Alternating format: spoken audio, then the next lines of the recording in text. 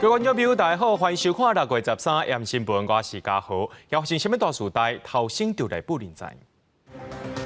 半暝3点外，土城镇家厝发生火灾，造成3个人死亡。消防局初步判断是锂电池爆炸导火引起的。屏东小琉球水文镜试胆生了伤过济，唔但破坏生态，也游客去擦到。县政府要甲2种试胆无列做是保育的种类。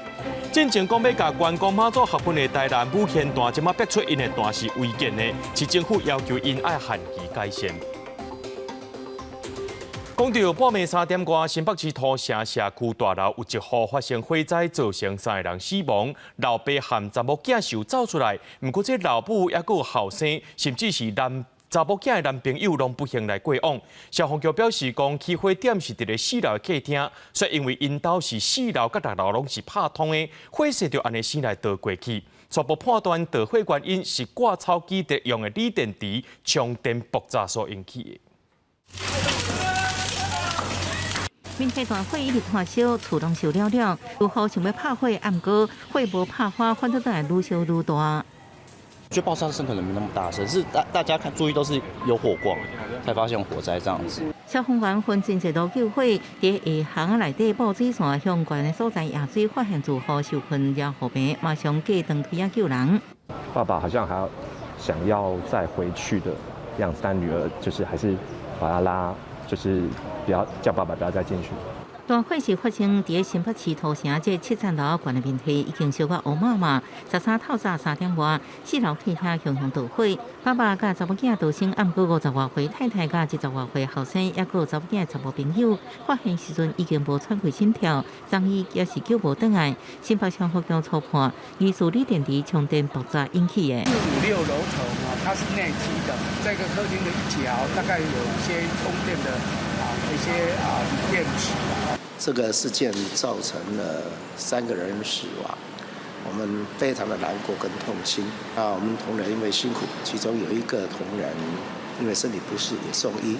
这片社区有不少徛街内底，拢有独立的楼梯。代志发生的面体4楼以上是共济住户，有内梯用连通。暗过火灾发生了后，出现延宕效应，火焰也安尼真紧向顶完成。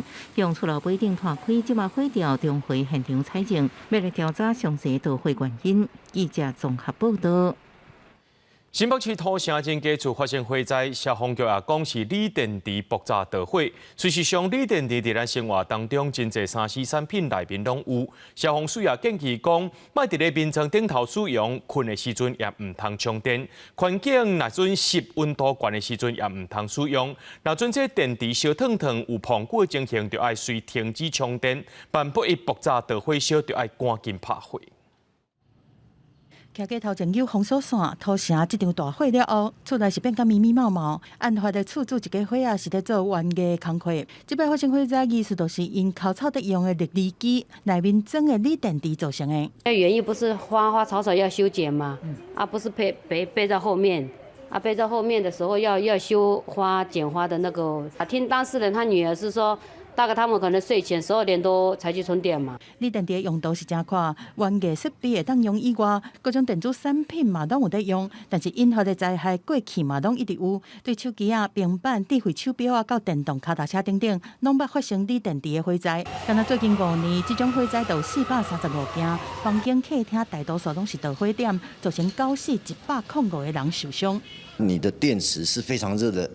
那个情形，我们是建议你应该要暂停使用，不然过热的话，它有可能就是会造成热失控而烧起来。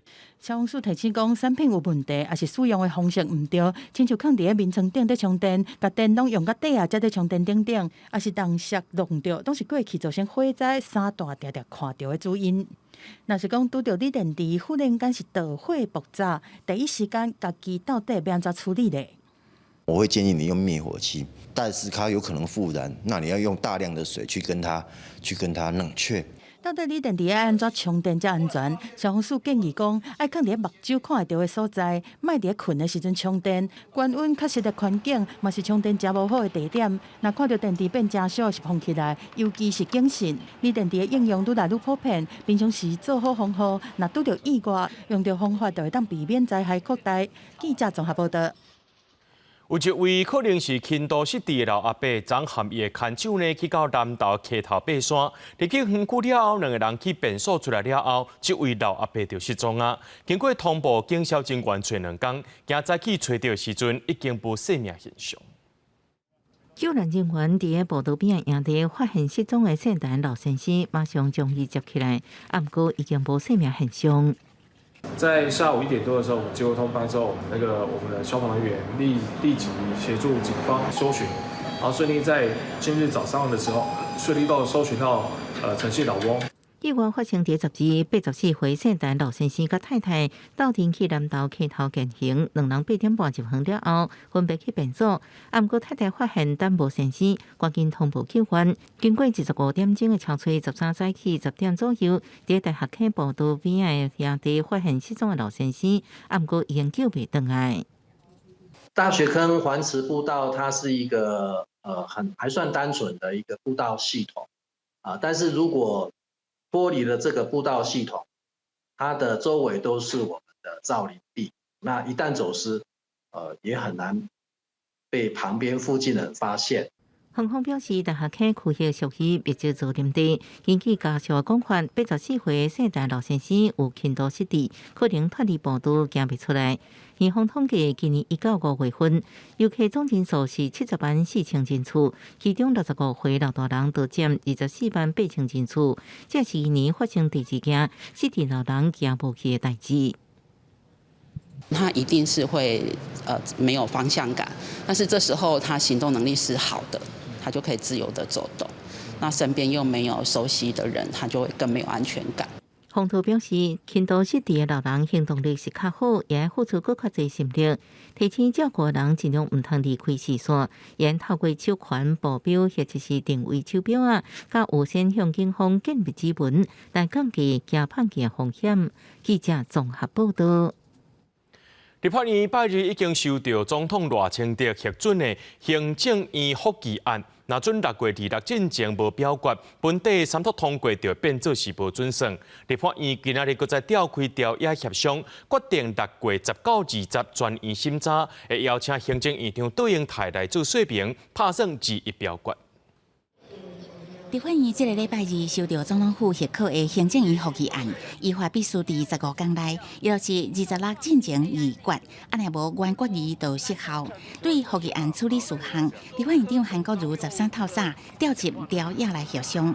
不过伫进入主题进前，哪立白党团都因为发言顺序一直伫修正。4个党团的总召躲在议场背后的小。等一下，我回答你好不好？你现在有没有针对主题在回答？现在是可以插嘴吗？那问你插嘴有不支持他？动不动就骂人骂什么？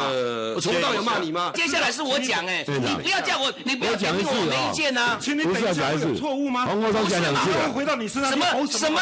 哦，我这个叫吼，你这个才叫吼啦！天地良心，什么天地良心啊？这个会我尽可能公平，你还在鸡蛋里挑钢筋，不是挑骨头啊？什么叫我挑钢筋？你如果不调野争论，互立法院长韩国瑜捌起甲利息。国民党团提出2个方案，14院会直接互行政院长杜英泰报告，下晡表决；也是17加开专院委员会，由杜英泰报告了后，18再去投票。不过，拢互民进党团拒绝，认为时间伤赶，应该爱注重民意，进行充分讨论。伫协商将近2点钟后，由韩国瑜确定时间。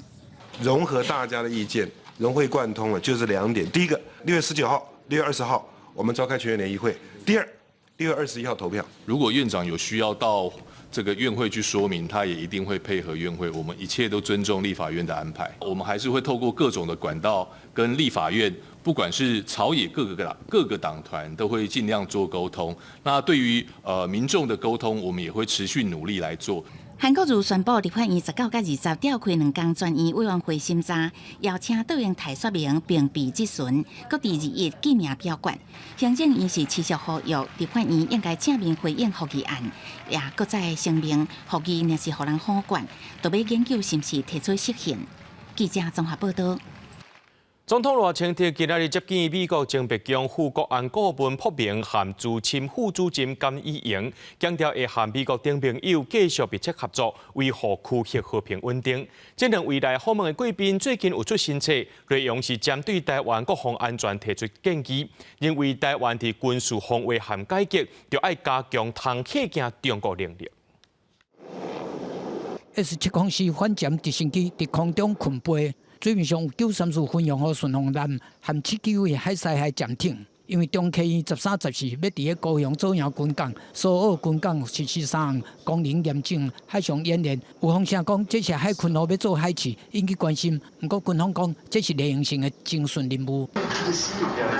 同一时间，总统赖清德和来拜访的美国前白宫副国安顾问朴明、资深副主任甘以盈会面。总统讲会和盟友继续合作，维护和平稳定。台湾的目标也是深化民族伙伴的关系。未来新政府会积极落实和平4大支柱行动方案，跟美国以及理念相近国家密切合作，提升实力。朴明和甘以盈双人长期关心台海情势，最近阁做伙出版新册《军改的互相和》，提出对台湾国防安全的建议。册内底讲，中国武力犯台威胁是军在眼前，认为台湾的军事防卫甲改革要继续加强。We are deterring and have been deterring.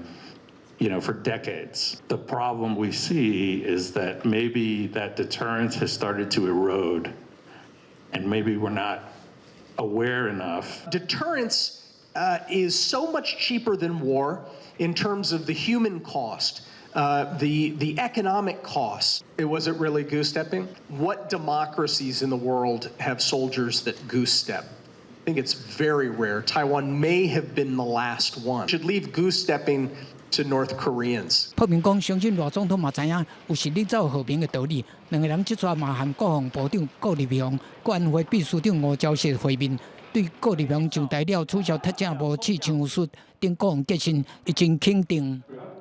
日本驻台代表片山和之嘛出现伫两个人的新册发表会。意思是讲，台湾是日本的重要友伴，台海和平稳定对日本甲全世界是真重要。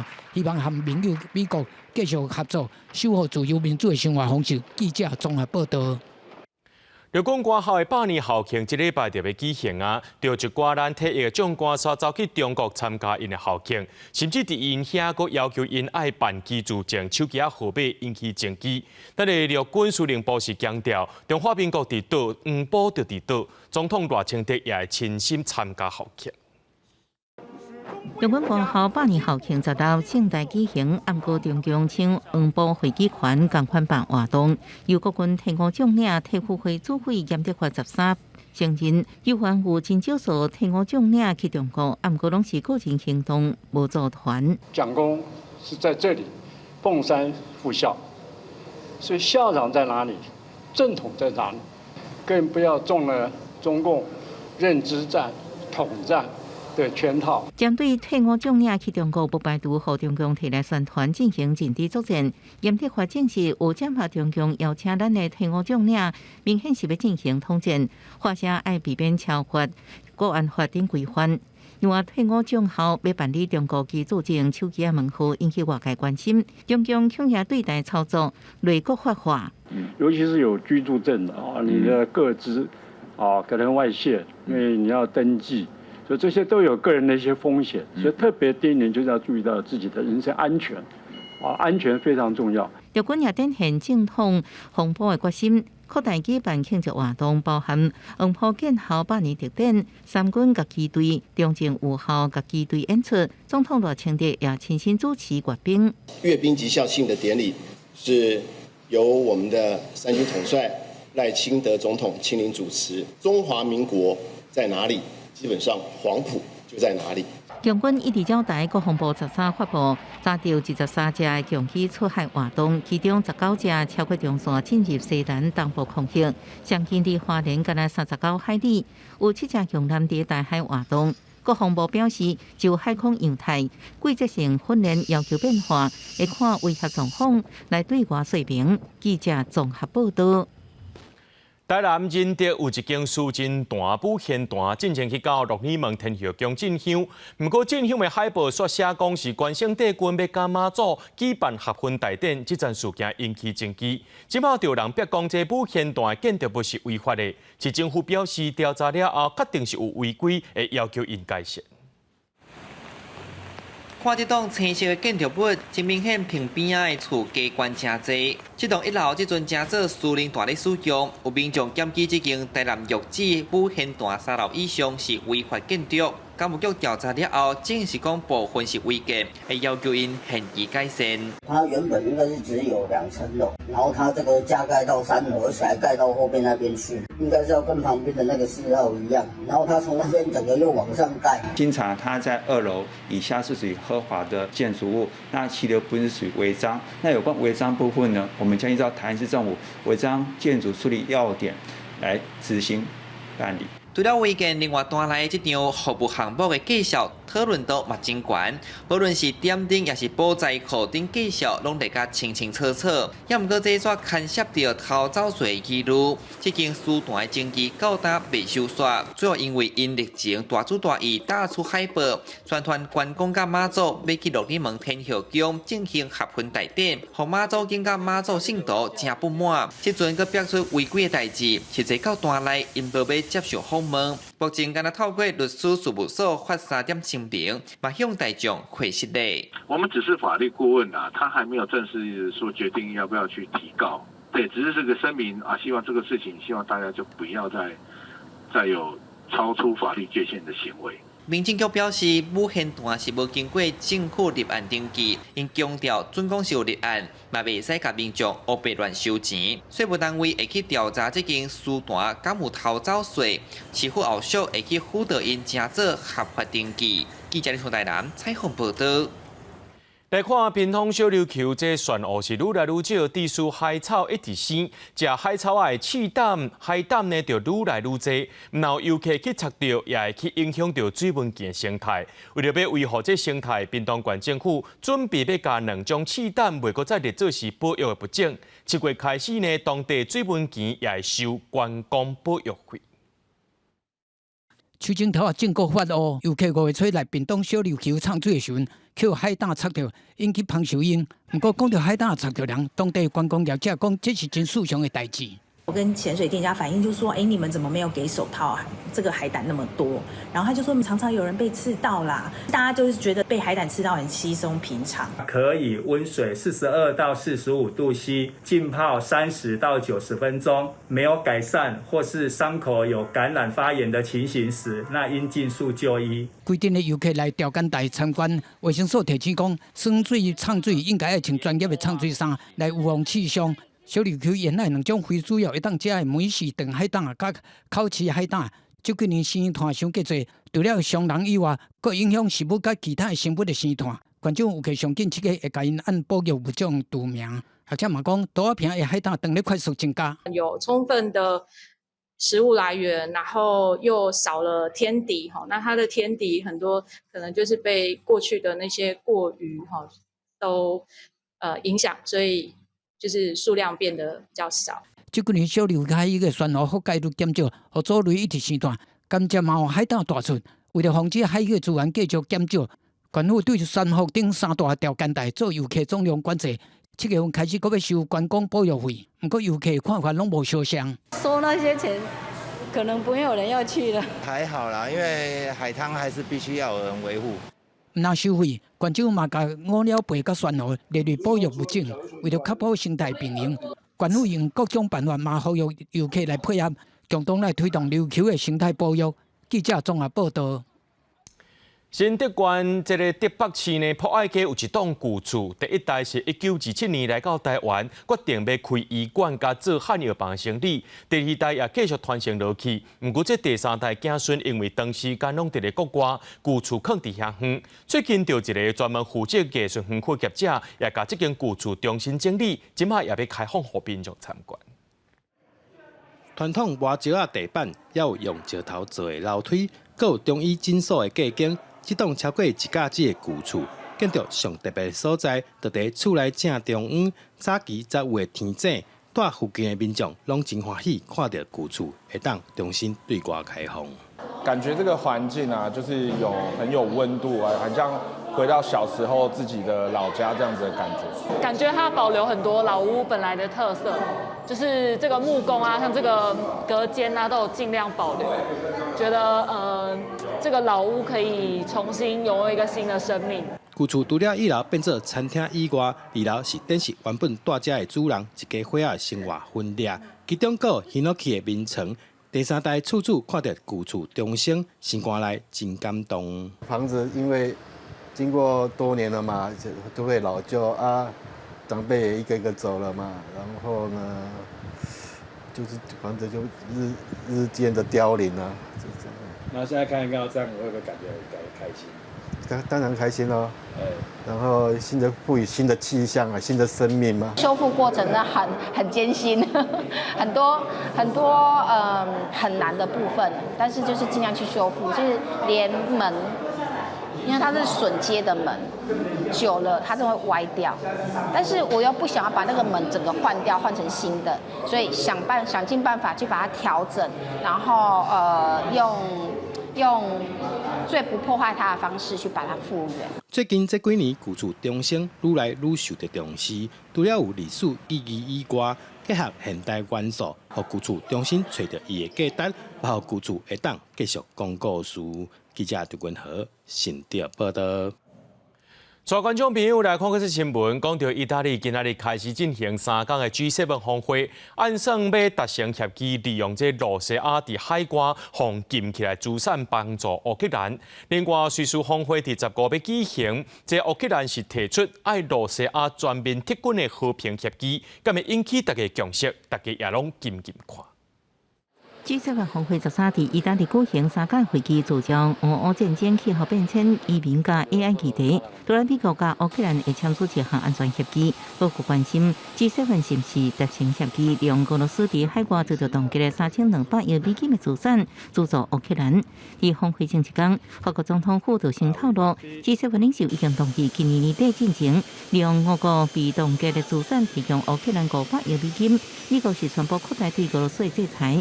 相信这经协助俄国亲欧的中国甲香港企业列入制裁名单。Some of the leaders may not be there in the next G7 next year. Most likely next year there will be a different political posture in many G7 countries. So they need to take decisions and increase the cohesiveness now. 12日伫古巴哈瓦那港军方用110以上礼炮迎接4隻俄羅斯軍艦，包含1隻核子動力長水艦甲巡航艦，因為離美國佛羅里達州只有145公里，引起美方密切的關注。俄軍進前已經喺大西洋完成會談演習。俄國國防部聲明指出，這擺到古巴唔是官方訪問，暗過也講到軍艦頂懸有先進武器。古巴外交部是強調，這船隻頂懸無核武，未對地區造成威脅。暗過喺俄烏戰爭敏感的時機，俄軍的行為依然被看作是對美國發出信息。Revisiting Russian warships to Cuba are Vladimir Putin's way of reminding President Biden that Moscow can challenge Washington in its own sphere of influence too. 另外，瑞士要伫15到16主辦峰會，為烏克蘭總統澤倫斯基提出和平協議，爭取國際支持。外交部要求俄軍全面撤離烏克蘭。不過，這場峰會俄國無受邀請，甲俄國友好中國也未去參加。烏克蘭官方是講有107個國家甲組織確定參加。不過，美國到今仔也未宣布總統拜登是唔是會去。公視新聞楊間編輯。后面为着要避免中国变俗嘅，甲这市场规划旁已经宣布，对7月初4开始，要甲中国嘅电动车加扣上至38%嘅反补贴关税。那中国今麦也出声警告啊，认为安尼生做会去损害中欧嘅经贸合作。欧元执委会12宣布，对中国进口电动车家庭收暂时性反补贴关税。伫受调查的中国3大汽车集团中，比亚迪会互人家庭收17.4%，吉利汽车20%，上汽集团因为配合调查统计，会互人家庭收最高额38.1%的关税。因为欧盟目前已经对中国电动车扣定10%的关税，国加新的关税，对中国国内需求放慢，也有继续落价的电动车产业来讲，是另外一个打击。中国外交部昨日批评欧盟安尼做，违反国际贸易原则，是标准的保护主义。这起反补贴调查是典型的保护主义。欧方以此为由，对自中国进口的电动汽车加征关税，违背市场经济原则和国际贸易规则，损害中欧经贸合作和全球汽车产供链的稳定，最终也会损害欧洲自身的利益。欧盟临时关税为7月初时有效，去年10月开始的反补贴调查持续到今年的11月初2。调查结束的时阵，可能会确定征收大部分有5年的最终关税。不过，若是中国甲欧盟会当达成有效解决方案，无定就会当闪过征收新关税。欧盟27个成员国贸易部长爱伫11月初2前就新关税进行表决，至少爱有11个成员国反对，才会当阻止有关决定。However, if a member country ignores these rules and acts independently, it is clearly unfair. 目前欧盟成员国包括法国、意大利甲西班牙的国家，坚持要对中国电动车征收处罚性关税，通保护本国汽车制造商免受到真相的继续竞争。那德国、瑞典、匈牙利及其这些国家是表示反对。针对欧盟的决定，中国商务部昨日暗时声明指责欧盟执委会将经贸问题政治化、武器化，无符合中欧领导人要加强合作的共识精神。所以要采取措施维护中国企业合法权益。中国进前已经放调要对伫农业、航空加大排气量的汽车这领域对欧盟进行报复。北京也已经对部分欧洲州类展开调查。公司新闻吴文玲编译。阿根廷工会甲白龙党等左派团体支持者不满美瑞伊总统的经济改革法案，因伫当地时间12上街头抗议。12也是参议院针对法案进行表决的日子。在国会大楼外口有规大阵的抗议民众，而且和警方也发生冲突。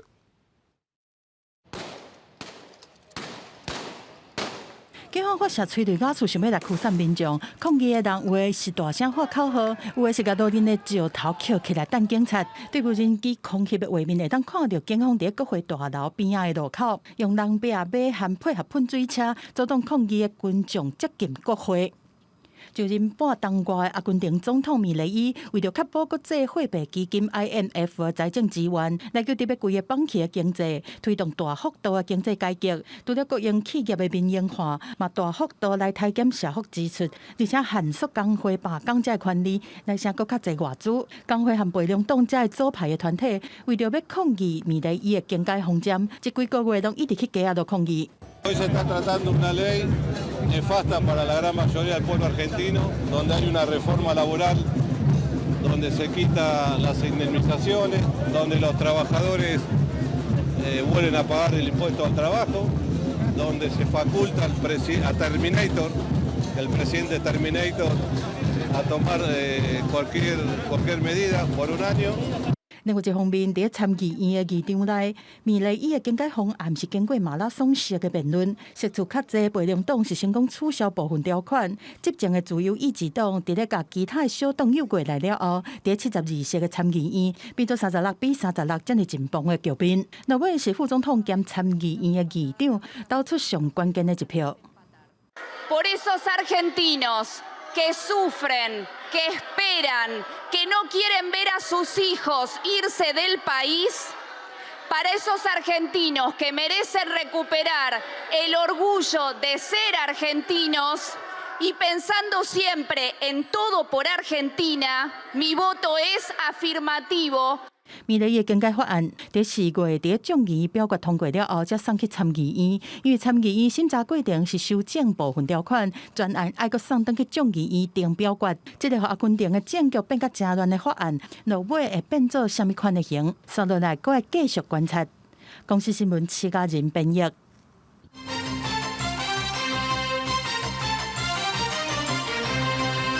讲到新青安帮贷伫去年8月推动了后，说服帮地产变更较热。为了要改善这款的情形，中央银行也宣布，第6届房市信用管制调降6度，加新德县市东北地区买第2间厝贷款的趴数对7成降低到6成，6月14开始实行。经过要4点钟的讨论，中央银行理监事会议确定这摆维持政策利率无要改变，但是加入选择性信用管制措施。自然人伫6都、嘉新德县市等8个地区，第2号买厝的贷款相关的成数上限，对原本的7成降到6成。6月14上路，各条新信贷票存款准备率0.25个百分点，伫7月初1开始实施。去年上半年我最低点5.3，一直不动产贷款年增率，你看上升到7.6，那个是从4.7上升到9.1。第二户我们觉得这个7成是稍微有一点太高了哈。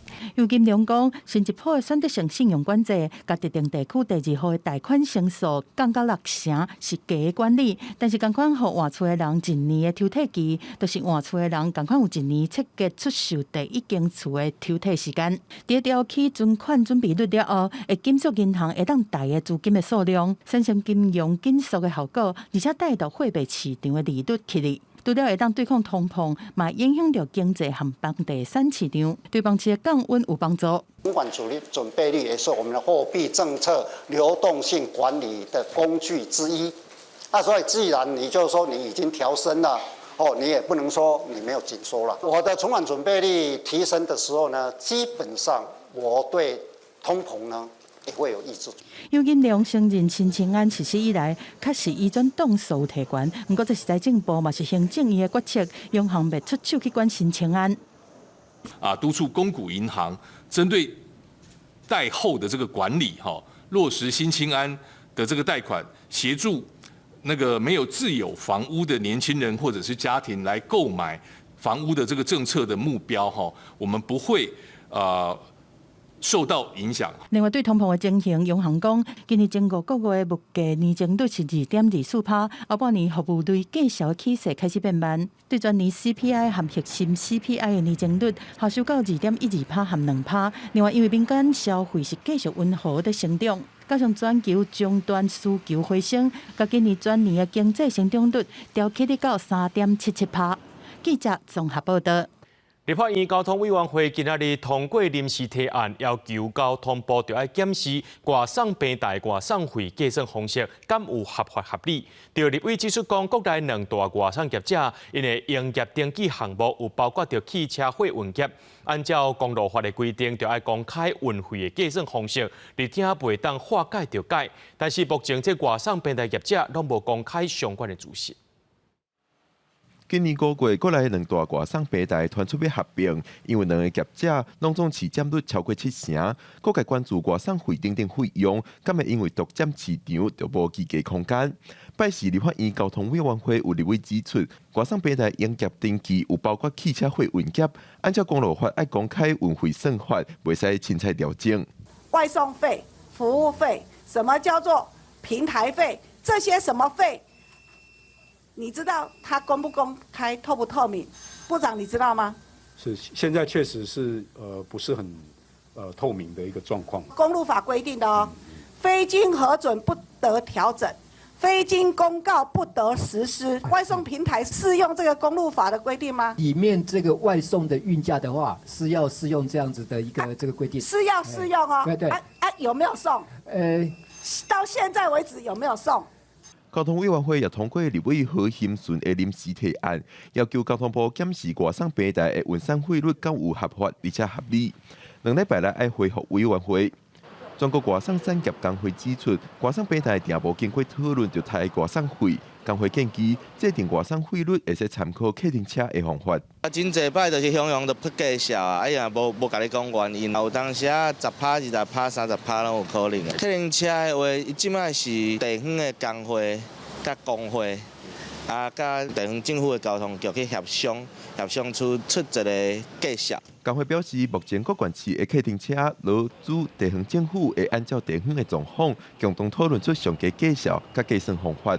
建议外送费也会使比较办理，确保外送员的权益，而且算法稳定，对消费者点头也拢较有保障。记者郭伟林、玉凯台北报道。讲到即马鸡卵无人买，这批发价今日也达到37块，是这2年来新低。农业部长陈俊贵就讲，早餐店的鸡卵也爱达价，认为这产地降店价也爱对咧降价。另外，国内连锁卖场也宣布，这规鸭卖卵呢，计销有60块。对无破开的半成卵放伫主餐顶悬，互菜色搁较青草。即间伫心地卖碗饭的业者，本地加卵爱加15，因应最近卵价一直降，决定归期用送的。蛋价如果一直持续回稳的话，我们基本上15块加蛋的这个费用，我们就是不会跟客人收。降下来就会回馈给消费者，我觉得对消费者自己是很好的事。国内卵价是一直落，产地价逐斤是免30块，批发价对13开始，一斤嘛免40来到37块，这嘛是要2年以来的新价点。大卖场超市一盒的卵嘛同款降价，全联时代先宣布讲，一盒的平价卵14开始是50降做47块，家乐福讲平价洗选卵会降到47到55块，爱买的常温洗选卵降价了是47到49。美联社一盒卵本地54，即嘛降到51。四大超商目前暂时无降价的计划，但会推出行销活动。疫情之后，很多东西涨上去就下不来了，不只是鸡蛋。会在卖场买蛋吗？比较少，我都在外面比较便宜，我都在外面买。农业部长陈俊贵讲，目前国内生产了有剩的鸡卵差不多32万粒。对去年卵价起价了后，需求量降低，即马卵价降啊，但是买起嘛无转来。还有消费端，亲像早顿店应该做伙降价。所以我们在这边也是还是要呼吁，本身就是消费端这就是像类似早餐店的那个鸡蛋的售价就是可以降低。外界嘛关心中央畜产会最近公开表示，进口卵做的水卵、卤卵有可能会冲击到卵价。陈俊贵回应讲，畜产会表示的加工卵主要是针对糕饼业者，对一般的卵较无影响，会搁进一步来了解。记者综合报道。家己太保港尾里的里面，不满因遐饲鸡场准备要登起，而且起搁较大间，旧的执照无受到新法规的限制，所以因13早起呢就去到家己县政府头前抗议，佮走去这县议会阵前，希望这县议员就爱要求县政府重新规范铁路场的管理治理条例。30位家己县太保市港尾里的里面。拜四早时啊，就伫家己县政府头前举报条抗议，因为因的社区原本无咧经营的饲鸡场，准备要重新搁起，而且比以前搁较大间。那边实在离我们那边太近了，还有点臭味这样。台南我都一定来，伊杯啊，困连杯都毋是，臭味嘛杯啊。啊，我伫砖头边啊尔，上近的好多150公尺尔，啊，存量多200-300公尺来啊。里面表示，旧鸡场的执照是2008年发的，唔免符合家己县2016年实施的铁路场管理治理条例，所以这个准备要起的新鸡场，才会甲民众的主体接话。里面希望会当重新定铁路产业的治理条例，解决这个问题。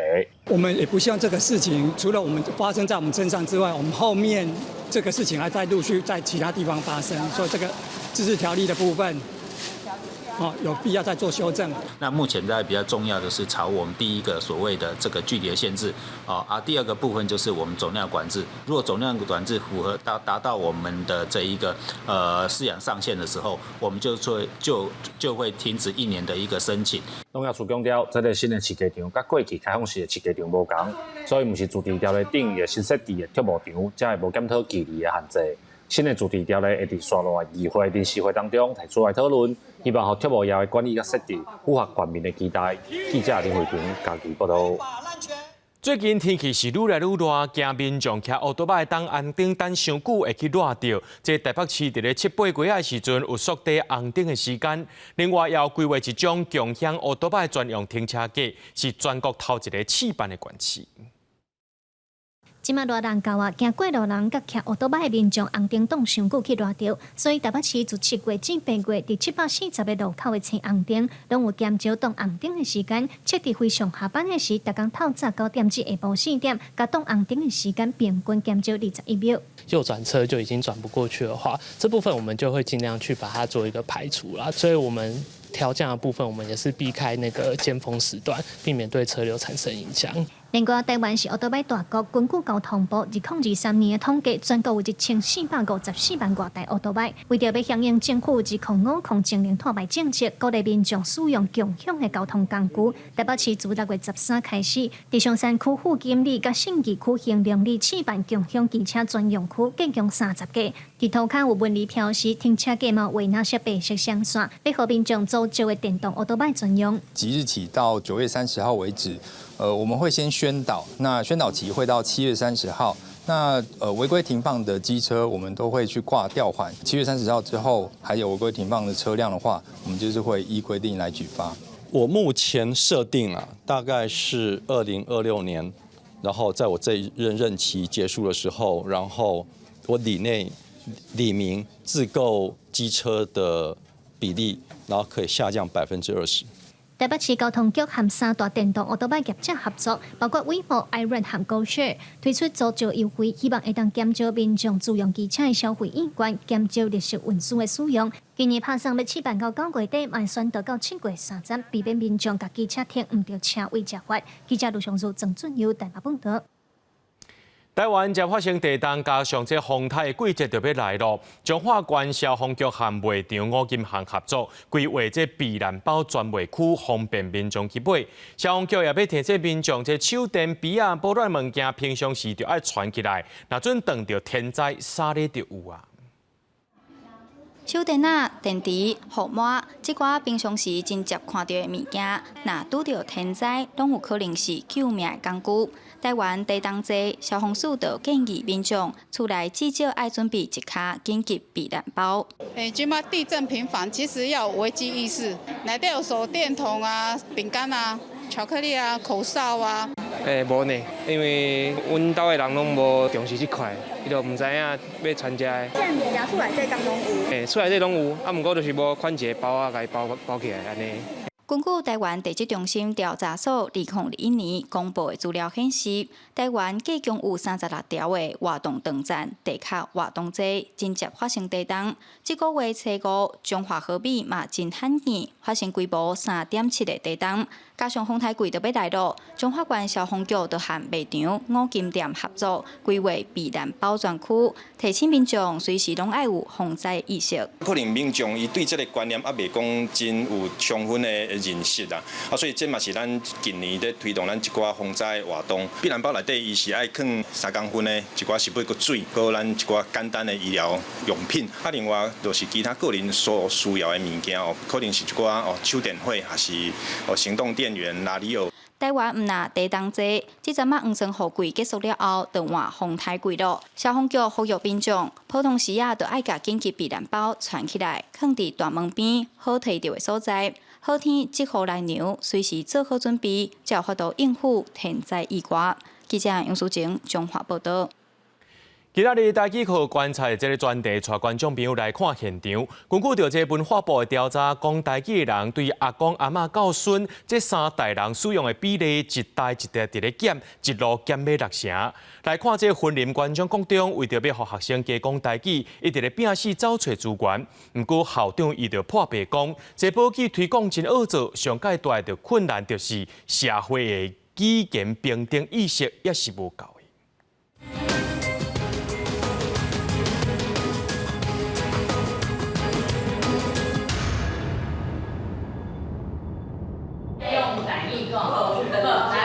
老师提醒学生爱讲台语，唔那伫台语课讲，平常时嘛爱开嘴讲。不过学生敢若无啥关系，婚林县中高中的校长讲，伊若讲台语，会有学生问讲，是安怎要讲台语？因平常时无啥物咧使用闽南语，这我是感觉足奇怪，因为这算真卡。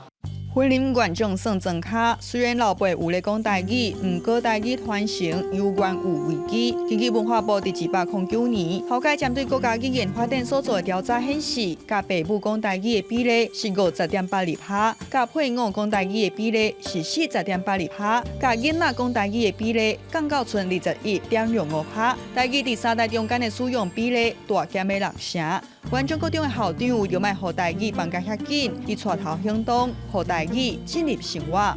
我就家己要求家己，往规个全程就往台语就去讲。校长毋但用行动带动讲台语的风气，208课纲规定，高中1年啊、甲2年啊，逐礼拜拢爱上一节本土语课进前，学校都已经请老师来上台语课。校长搁伫假日时啊，开台语认证班，亲身教学生练罗马里。阮老师嘛拢做联动的，甚至阮有导师，伊会陪学生，是校长咧开课，咧教认证课程的时阵，会陪学生吼是假日来学校上课。为着要互学生上台语课的时，嘛通入捌在地的人文历史甲丰富的物产。校长嘛有参与训练的本土语辅导团，为各中的台语课本编写补充教材。虽然学校尽力找找母语资源，毋过台语伫公共领域使用的比例低，学生会开嘴讲台语，就干那甲阿公阿嬷才有咧讲。会使甲阿公阿嬷开讲，因甲你问，你有法度甲回答。讲的话我感觉较简单，毋过若写的我感觉真困难。校长坦白讲，台语要推广真是足艰难，上大的困难毋是学生无兴趣，嘛毋是家长无支持，是即摆社会认为学台语无未来。升学也是上重要，闽南语都无考啊，既然无考，我会晓讲袂晓讲无差嘛。校长讲，伊正做原中高中的大家长，考试科目、体育艺能嘛是爱顾到，敢若讲伫咧台语这块有法度做到倒位，伊就会尽力去推广。训练关的囡仔，咱要伫规个台湾徛起，咱的特色是啥物？咱的台语应该比别人、比都市囡仔较厉害。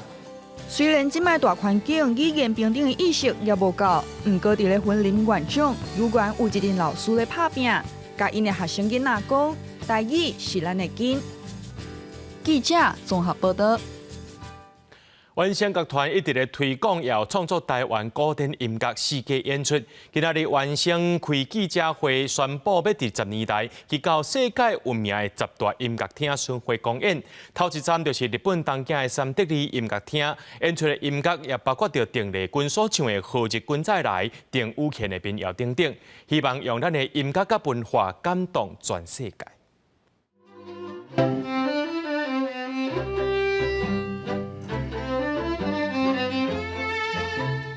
也内向的旋律，侪台湾人拢听过。原声乐团第13开记者会，宣布要伫10年来去到世界有名的10大音乐厅巡回公演，让世界听到咱台湾的音乐。因的头一站就是日本Tokyo的三托利音乐厅。咱即届去到日本呢，上重要一开始呢，咱演奏是邓武宪老师的迄个伊的民谣的所在，重新写一条叫《四月雨》迄个幻想曲。第二条就是参林品任老师呢合作的，这参邓丽君小姐有关系这个所在写的小提琴协奏曲。过来当然还有一寡作品呢，是咱台湾家己的作曲家所创作的，所以这个部分呢，我嘛是即届带去日本的最重要的作品。原声表示，即届去到日本，除了Tokyo，佮有Kumamoto，除了会有台湾的音乐，佮会和日本合唱冠军的Kumamoto第一高校合唱团共同演出2条日本歌曲。另外，伊嘛邀请马友林演奏家林品任来参与公演，伊捌伫济国际马友林大赛得奖。伊嘛表示，事实上济台湾音乐家的编曲和演奏拢袂输人。我觉得以技巧来讲，跟这些西方最伟大的小提琴协奏曲比起来，我觉得我毫不逊色。那音乐上，我觉得是更贴合我从小长大的那种文化，对，所以我觉得很期待这次的演出。原声乐团即届伫6月19和21分别要伫Kumamoto和Tokyo演出。音乐总监李铁嘅表示，台湾的高科技已经世界有名，因希望未来透过巡回公演，会当用咱的音乐甲文化来感动全世界。记者卢尚如、郑春友台北报道。百多年前，因为战争、买卖等等的因素，有50件台湾的文物流落国外。即马伫咧瑞典国家世界文化博物馆展藏。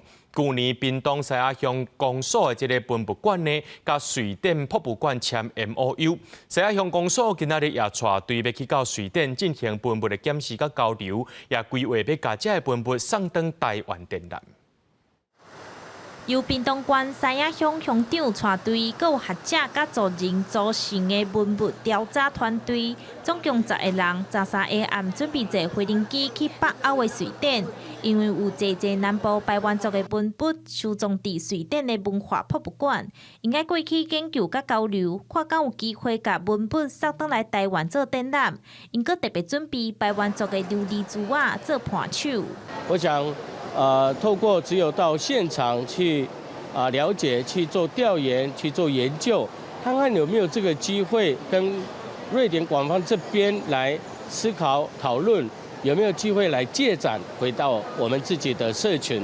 透过送琉璃珠来我们彼此的一个交流，来互相致赠礼物。目前初步判断，首宗伫瑞典博物馆有美国在航行南部排湾族的文物，包括有器具、服装、生活用品。伫去年12月，三亚乡公所是甲瑞典国家世界文化博物馆做伙签合作的备忘录。研究员表示讲，这个文物拢8档啊，其中有一领棍的刺绣真有路，唔忙通甲传统的手路找回来。我们的功法流失很多，那我们希望能够去找回这些的物件的它的那个功法是能够留住。那我们想要仔细的再去仔细去检视。乡长表示讲，透过这个调查甲交流，希望当加速其原住民的文物再返来台湾，才会去路途有8950公里远的瑞典，来表明因的决心。记者钟义辉、邱兆勇高雄报道。讲到这哈利波特电影真好看，观众朋友看甲真刺激。事实上，电影特殊动作拢有替身，本地这替身拢是查甫的白人去做。不过，有一定女性认为讲，因也是会当哦，因要组成特技车队，争取性别甲种族的新平等。加州洛杉矶高科这特技驾驶训练场，艺科大胆的女驾驶陆游萌，海尾飞车拢总会晓。20年特技资历的桑莫斯，带头成立好莱坞第一个职业女驾驶替身团体，决心拍破市场性别限制，证明特技唔是男性的专利。Producer said, "Oh, I didn't know there were female drivers. We just put a guy in a wig." And I was super frustrated because I'm like, how does this person not know this, or is this just a lie, to cover up? 车队有若有技术精湛的女性，也有各种做戏，互所有女演员拢找到甲家己同款的分身，用来拍破业者有一种叫做“抹菜的歹习惯”，也就是将别人特技演员的皮肤抹做咖啡色去扮演非裔演员，也就是营造一种片中出现真侪有色人种的多元假象。There's not just one white guy who can double everybody. He can do everything. We all train. We all take the time to perfect our craft. So use everybody. 根据美国演员工会统计，特技演员当中，男性占3/4，女性占1/4。虽然明文规定，制作方爱为女性角色找到女性的替身，男性使用查甫替身，不过若剧组想尽办法拢找无同款的人选，也发表声明西过限制，公平的演出机会，关系女性甲少数族的替身的收集生活，因继续拍拼突破无合理的现状。But it just motivates you to work harder, train more, and get your name out there so people know your reputation, know that you're good at what you do, and you're available. 公司新闻是会中编辑。明仔天气是好也是歹，做回来看预报恁就知。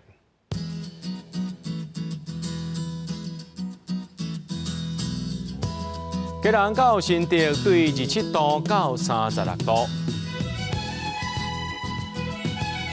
苗栗到云林对26度到34度，嘉义到屏东对26度到33度。宜兰花莲台东对26度到35度，平湖金门马祖对25度到31度，也个未来3天的气象。